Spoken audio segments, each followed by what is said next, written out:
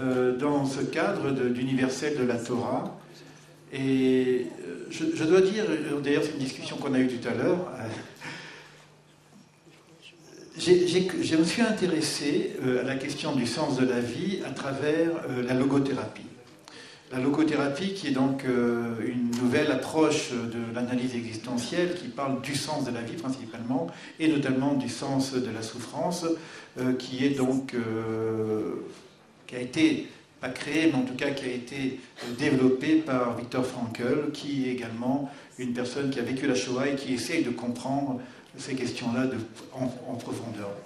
Et lorsque je me suis intéressé également au Bnei Noach, à l'enseignement universel de la Torah, je suis tombé dans un livre qui s'appelle « Enseignement légué à l'humanité » du Rav Joël Schwartz, que nous avons fait venir ce matin d'ailleurs pour notre groupe. Et dans ce livre-là, il y a 20% au moins de textes sur la logothérapie, sur le sens de la vie, tout en parlant en même temps du sens en fin de compte universel de la Torah pour l'humanité. Et ensuite, je suis tombé dans un autre livre qui s'appelle « Raison de vivre » de Viktor Frankl, traduit par Georges Elias Sarfati. Alors évidemment, là, je dis, il y a trop de liens. J'ai appelé tout de suite Georges. J'ai dit, écoutez, il y a peut-être quelque chose à dire au niveau des Bnei Noach. Il y a sûrement quelque chose à dire au niveau de vos connaissances sur l'universel de la Torah face à ce livre. Donc la question, la Torah comme réponse à la question du sens de la vie. Je vais laisser donc notre professeur répondre à cette question. Et bonsoir à tous et merci de cette présentation.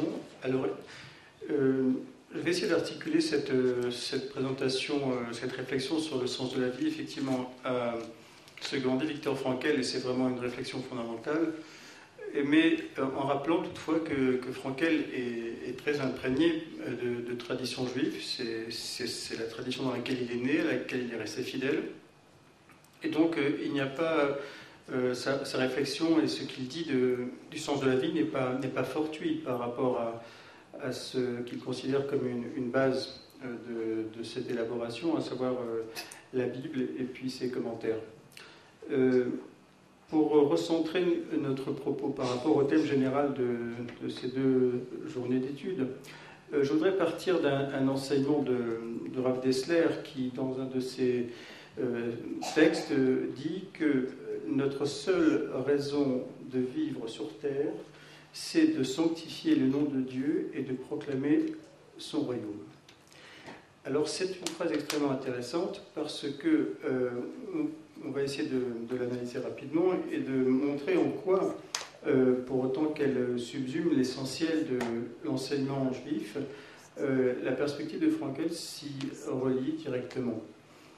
Quand on examine les termes de cet enseignement très synthétique mais très fort, on observe qu'il y a deux dimensions. Notre raison de vivre, donc c'est vraiment la définition fondamentale. Dessler lui fait correspondre le fait de vivre selon Dieu. Soit en tant que juif, c'est sanctifier le nom de Dieu, soit en tant que juif vis-à-vis des nations, proclamer sa royauté. Là, c'est tout à fait intéressant parce qu'on peut considérer que Dessler, par cet énoncé, effectivement, définit le devoir-être de tout juif, mais par-delà du clan d'Israël, et par-delà encore du clan d'Israël dans ses rapports avec les autres. Donc, on conçoit que cet enseignement intéresse à la fois le particulier et l'universel, l'individuel et le collectif. Maintenant, on peut considérer, si on se pose effectivement sur un plan tout à fait subjectif, individuel, la question de savoir quelle est la portée de cet enseignement pour chacun d'entre nous, il est évident qu'on ne peut pas s'approprier cet énoncé, cet enseignement, sans un effort de réflexion personnelle qui n'engage que soi, puisqu'au fond, comme on l'a bien compris par les exposés précédents, la réponse au grand défi du sens est toujours une réponse singulière. Si l'on se pose la question de savoir qu'est-ce que cet enseignement de Dessler signifie pour moi, quelle est la résonance qu'il trouve dans ma propre existence et comment est-ce que, ayant répondu à cette première question, je peux encore admettre que c'est un énoncé qui fait sens pour la collectivité à laquelle j'appartiens, mais par-delà, pour toutes les collectivités. Donc, on resitue bien le débat par rapport à la question qui nous occupe tous ici. Quel est le statut d'universalité de la Torah à partir d'une position singulière, celle du peuple d'Israël? Alors, effectivement, vous faisiez référence à Frankel, et c'est dans ce sens que je voudrais aller maintenant. Victor Frankel, bien plus près de nous, quelques générations plus tard, Frankel est décédé en 1993, après avoir littéralement traversé le XXe siècle, après avoir traversé les épreuves du XXe siècle. Frankel s'est posé très tôt la question de savoir si, au fond, la plupart des souffrances, à la fois individuelles et collectives, n'étaient pas liées à autre chose de plus essentiel que le fait de succomber à un microbe ou à un virus. Et Frankel dit, effectivement, ce qui fait trébucher les individus comme les collectivités, ce sont des affections qui ont quelque chose à voir avec le fait que les individus ou les collectivités n'ont pas trouvé de sens, de réponse à la question du sens de leur vie. C'est très intéressant parce que Frankel, avec cette réflexion liminaire, au fond, vous le voyez, s'enracine pleinement dans la tradition hébraïque et juive. Sur la question, il s'articule à la question des maladies de l'âme, dont parle le Rambam dans les Shmoneh Prakim dès le début. Et pour Frankel, l'essentiel, au fond, ce qui fait la santé d'un individu ou d'une collectivité, c'est d'avoir trouvé un sens à ce qui lui permet de s'affirmer. Donc, au fond, une ligne d'évolution sensée, pleine de signification, pleine de sens, et on peut jouer sur le mot sens, mais je ne veux pas m'y attarder ici. À la fois une direction, si vous voulez, à la fois un système de valeurs. Alors Frankel, ayant posé que la quête du sens est fondamentale, va s'opposer par là même à ceux des théoriciens ou des thérapeutes, des penseurs de son époque, qui, eux, ont une autre réponse à la question du sens. Freud, par exemple, qui affirme que, au fond, ce qui fait la santé ou le mauvais état de santé d'un individu ou d'une collectivité, si on considère ces textes à caractère anthropologique comme le malaise dans la culture, c'est le fait que les individus ou les groupes ont réussi à satisfaire un principe de plaisir. Pour Adler, l'autre tenant de la psychologie, mais celui-ci la psychologie individuelle, les individus ou les groupes sont en bonne santé ou succombent à la maladie dès lors qu'ils ne peuvent pas affirmer leur volonté de puissance, un concept qui emprunte à Nietzsche. Eh bien, Frankel dit que les positions de Freud et d'Adler sont respectivement des positions qui proposent des réponses très secondaires par rapport à celles qui lui paraissent être essentielles. Il dit que le principe de sens, c'est vraiment ce qui fonde la possibilité de vivre des individus et des collectivités, et qu'au fond, la frustration du principe de sens, c'est vraiment ce qui peut rendre malades les individus comme les groupes. Et il en parle dans des termes qui, lorsqu'il réfléchit effectivement en termes sociologiques ou sociopolitiques, sont très intéressants parce qu'il montre par exemple que le totalitarisme comme le conformisme sont deux expressions collectives de la frustration de sens.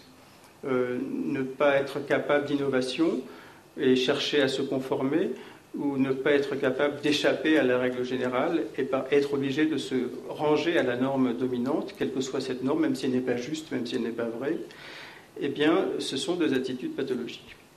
Alors, Frankel propose une réponse et même une élaboration très sophistiquée à ce principe qu'il appelle la quête du sens et le principe du sens. Il postule que cet appel du sens qui caractérise chacun d'entre nous, mais qui caractérise aussi les peuples et les cultures comme ensemble, sont au fond, cet élan est déterminé par ce qu'il appelle la conscience ou la prémonition d'un Dieu inconscient. C'est tout à fait intéressant parce que c'est parce que nous avons tous le sentiment de l'infini et en même temps le sentiment qu'à notre propre échelle et compte tenu des limites de nos propres vies, nous devons en même temps remplir cet espace-temps qui nous est imparti en répondant à la question du sens et qu'est-ce qui fait sens pour moi ou qu'est-ce qui fait sens pour la collectivité à laquelle j'appartiens. c'est parce qu'il y a cette béance que Frankel suppose que nous avons tous la notion d'un Dieu inconscient. Alors vous voyez qu'on a une légère sécularisation de ce dont la tradition biblique nous parle, évidemment, mais fondamentalement, on a les mêmes principes, on a les mêmes orientations. Le vecteur qui confère sa signification à la vie d'un individu ou à la vie d'une collectivité, d'une nation ou d'une culture, c'est la quête du sens. Dès lors que l'on a répondu à la question de savoir ce qui fait sens pour nous, alors on est en mesure d'accomplir un projet. Mais si tant est que nous ne sachions pas répondre à la question de savoir ce qui fait sens pour nous, ou qu'ayant répondu à cette question, nous venions à déroger au principe que l'on s'est fixé après avoir reconnu ce qu'était ce principe, eh bien, nous sommes en situation de transgression. C'est intéressant parce qu'on a une conception de la transgression qui n'est pas forcément morale ou moraliste, en tout cas chez Frankel.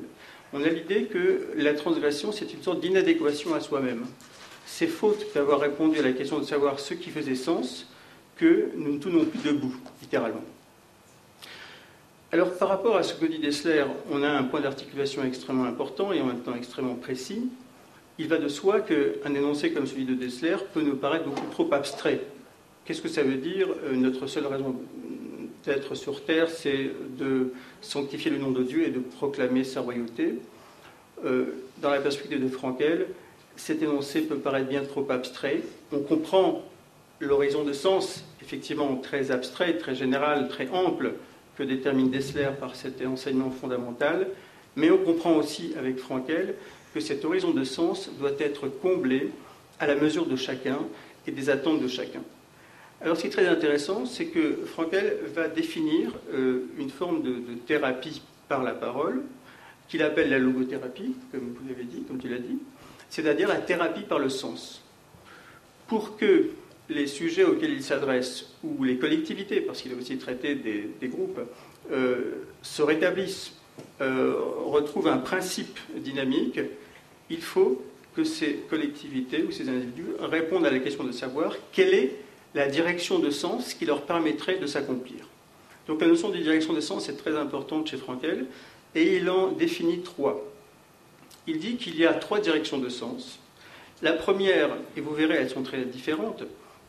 La première, c'est ce qu'il appelle une direction de sens fondée sur les valeurs de création. La deuxième, ce qu'il appelle une direction de sens fondée sur les valeurs d'expérience. Et enfin, la direction de sens fondée sur ce qu'il appelle les valeurs d'attitude. Essayons de mieux comprendre ce que signifie chacune de ces directions de sens. La direction de sens fondée sur les valeurs de création, Frankel l'a définie comme le fait d'avoir une démarche existentielle qui consiste à apporter quelque chose au monde, une contribution, qu'elle soit de nature esthétique, artistique, intellectuelle, philosophique, ou bien un engagement, le fait de s'engager pour une cause, de défendre une cause, et d'aller jusqu'au bout de cet engagement, sans jamais se laisser décourager. Là aussi, on a un écho très fort à certains enseignements fondamentaux de la tradition juive, et je pense notamment au Moussar, où il y a toujours cette règle ne jamais se décourager. Le sens est cumulatif, il s'acquiert, il se développe par l'habitude, par la détermination. On voit bien que chez Frankel, il y a une anthropologie de la liberté qui est très fortement affirmée, puisqu'il définit ces directions de sens par rapport à un postulat qui consiste d'abord à affirmer ce qu'il appelle la liberté de la volonté. C'est quelque chose qui est très familier dans la pensée juive, qui nous est très familier. De la liberté de la volonté, il déduit la volonté de sens, dont j'ai amplement parlé jusqu'à présent, et de la volonté de sens, il déduit le sens de la vie, au sens précisément que nous avons donné à ce terme, c'est-à-dire les directions particulières.